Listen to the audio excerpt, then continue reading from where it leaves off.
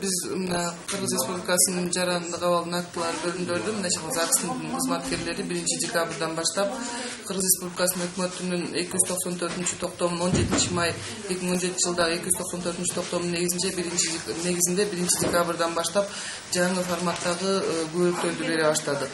Айта кетсем, туулгандыгы тууралуу, нике тууралуу, өлгөндүгү тууралуу, фамилиясын атын которгондугу тууралуу, багып алгандыгы жана ажырашкан тууралуу 7 түрдөгү жаңы күбөлүктөрдү бере баштадык.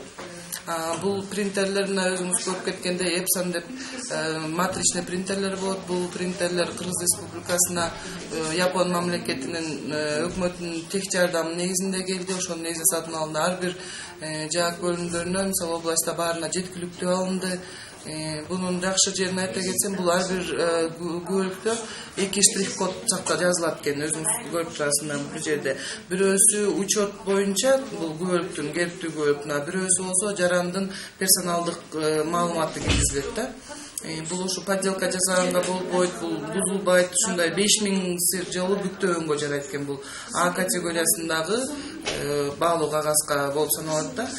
Жарандарга аябай жакшы болду. Келишет, сразу ошо ойдон базага кирет, ушундай ойдон принтер боюнча чыгат да. Мисалы, болбосо мурда айыл өкмөттүн катчылары, болбосо жаак бөлүмүнүн кызматкерлеринин колдору начарлары бар, колдору жакшылары бар, ошондой алып кетишчи эле. Бул абдан жакшы болду десем жаңылышпайм.